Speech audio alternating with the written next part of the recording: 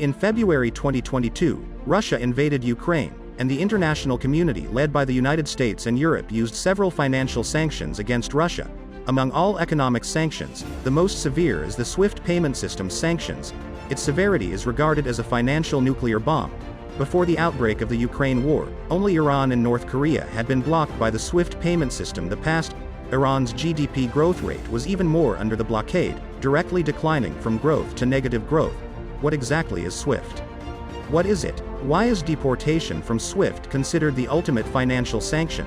This video will tell you. The full name of SWIFT is Society for Worldwide Interbank Financial Telecommunication, which is a financial communication infrastructure connecting the global banking industry.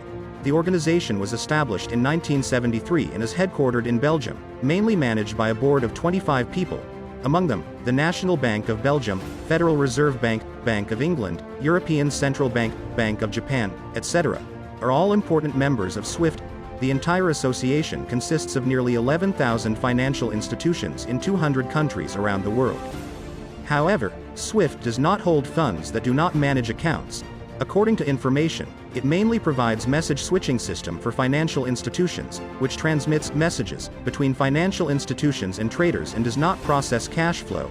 Specifically, each financial institution or trader will have its own SWIFT code, through SWIFT to transmit financial transactions, all the necessary information required, including the value date, the currency and amount of repayment, remittance and beneficiary accounts, cross-border transfers, related command communication, etc. Banks, custodian companies, investment institutions, central banks, and corporate customers can use exchanged structured messages for payment or trade settlement. The guidance of how each fund flows depends on SWIFT to flow between banks. Make sure that each bank knows the flow of funds. This will be an important pillar in cross-border transactions. By 2021, they process an average of 42 million messages per day, including remittance, payment confirmation, trade, exchange information, etc. So SWIFT is very important for every country, even internationally. From trade to foreign investment, remittances, even the central bank manages the economy. Almost every level must rely on cross-border finance. If any country is cut off from SWIFT, the country's overall economy will suffer. However, such sanctions are not without cost. When SWIFT is blocked, in addition to the severe economic impact on the sanctioned countries that trade closely with the sanctioned country may also be hurt, forming a double-edged sword. Take Russia taking the invasion of Ukraine as an example. The Institute of International Finance warned at the time that if it uses the SWIFT system to sanction its economy, it may lead to a blow to its economy. For example, if an American company wants to pay a Russian company with money stored in a bank account in the United States, and the seller's bank account happens to be a sanctioned Russian bank, then the US bank can't process the payment, causing the transaction to be blocked. And the sanctions may also cause the price of Russian exports to skyrocket.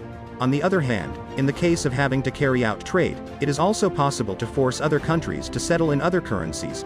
For example, Iran, which was once sanctioned. When Iran was sanctioned, many countries were forced to think of new ways.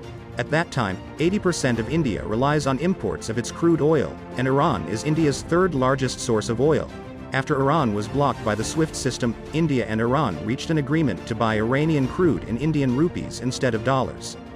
In terms of Russia's economic strength in 2021, Russia's total GDP in 2021 is estimated to reach $1.7 trillion.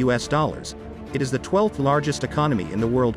Russia is also the country with the second largest number of users of SWIFT's global interbank payment system after the United States. About 300 Russian financial institutions are using this system. Therefore, the complete expulsion of Russia from the SWIFT system will inevitably lead to new problems. As far as the current situation is concerned, SWIFT is undoubtedly the world's most important payment system, but it is not a global payment system. The only payment system. According to the data, Russia also has a payment system, but the scale is not large. As of the end of 2020, only 23 countries have participated, and China also has a system, that is, Cross-Border Interbank Payments System, CIPS. By the end of 2020, CIPS can cooperate with 171 countries around the world or connected. According to the analysis of the former Chief Deputy Coordinator of Sanctions Policy of the U.S. Department of the Interior, according to foreign media, if Russia turns to link with CIPS, it will become more dependent on CIPS. Under this development, in the long run, the use of SWIFT sanctions Russia or potentially undermines the dollar-dominated global financial system. Its merits are hard to say. Here is Monoponey. Welcome to like, comment and subscribe. See you next episode.